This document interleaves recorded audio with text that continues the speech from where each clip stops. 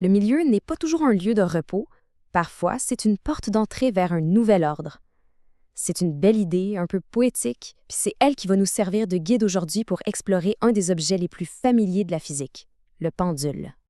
Le pendule, on le connaît tous. Pensez-y une seconde. C'est l'image même de l'ordre, du temps qui s'écoule avec une régularité de métronome. Ce va-et-vient constant, c'est prévisible, c'est même apaisant. Pas pour rien que ça a été la base de nos premières horloges et que c'est encore un exemple classique en physique. Mais est-ce que l'histoire s'arrête là? Est-ce que cette image de perfection, c'est tout ce qu'il y a à savoir? Et si ce mouvement si simple cachait en fait des secrets beaucoup, beaucoup plus complexes et même chaotiques? Bon, allons voir ça de plus près. OK, pour commencer, on va retourner à la base, le modèle qu'on voit dans les livres de physique. Dans ce monde idéal, le milieu, ou le point d'équilibre, c'est le centre d'une oscillation qui est juste parfaite. Le secret derrière ça, c'est un concept qui s'appelle le mouvement harmonique simple. Et pour que ça marche, les physiciens utilisent une petite astuce de calcul.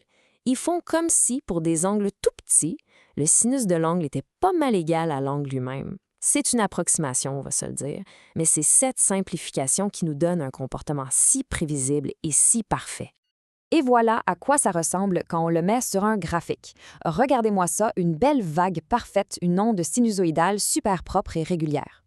L'affaire qui est cruciale ici, c'est ce qu'on appelle l'isochronisme. Ça veut dire que le temps que ça prend pour faire un aller-retour est toujours le même, peu importe si l'oscillation est grande ou petite. C'est ce qui en a fait une machine à mesurer le temps si géniale. Alors, qu'est-ce qui fait bouger tout ça dans ce monde parfait? C'est un jeu d'échange constant entre deux types d'énergie. Quand le pendule est au plus haut, il a un maximum d'énergie potentielle, un peu comme une balle au sommet d'une côte, prête à dévaler.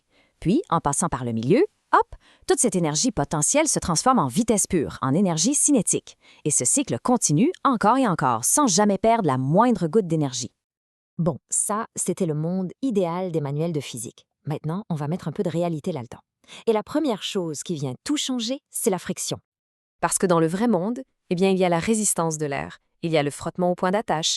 Toutes ces petites forces-là viennent gruger un peu d'énergie à chaque passage. Et l'effet, on le voit tout de suite ici, l'amplitude du mouvement, elle ne reste pas constante, elle diminue, elle s'amortit, jusqu'à ce que le pendule s'arrête complètement. Alors là, tout à coup, notre définition du milieu change complètement. Ce n'est plus juste un point qu'on traverse à toute vitesse. Non, ça devient sa destination finale. En physique, on appelle ça un attracteur.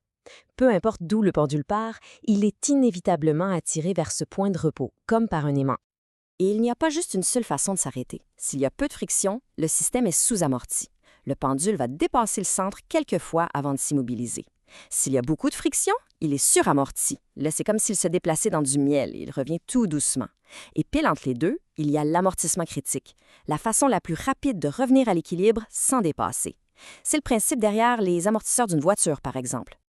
OK, on a vu le pendule parfait, puis le pendule réel qui s'arrête. Mais, et si on changeait encore les règles du jeu? Si, au lieu de juste laisser l'énergie se perdre, on décidait d'en rajouter? C'est là que ça devient vraiment, vraiment fascinant. Imaginez qu'on est là, à côté du pendule, et qu'à un rythme régulier, on lui donne une petite poussée. On injecte constamment de l'énergie dans le système. Et ça, vous allez voir, ça vient complètement brasser les cartes. Alors, regardons ce que ça donne. Si notre poussier est plutôt faible, juste assez pour contrer la friction, le système trouve un nouvel équilibre. Il va se stabiliser dans un nouveau motif qui, encore une fois, parfaitement répétitif. C'est stable, c'est ordonné, c'est prévisible. Mais maintenant, attention! Regardez bien ce qui se passe si on augmente juste un peu la force de cette poussée. Le mouvement explose. Il devient complètement fou, erratique. Il ne se répète jamais. On est incapable de prédire ce qu'il va faire d'un instant à l'autre. Voilà. Bienvenue dans le monde du chaos. Et ça nous amène à un paradoxe qui est au cœur même de la théorie du chaos. Le système est déterministe. Ça veut dire que chaque mouvement suit parfaitement les lois de la physique de Newton. On pourrait calculer sa prochaine position exacte. Pourtant, sur le long terme, son comportement est impossible à prévoir. Comment c'est possible? La clé, c'est ce qu'on appelle la sensibilité aux conditions initiales, ou pour le dire plus poétiquement, l'effet papillon. Regardons l'image de gauche. Dans un système prévisible, si on part deux pendules avec une différence minuscule, cette différence finit par disparaître. Ils se synchronisent. Maintenant, regardez à droite, dans le monde chaotique.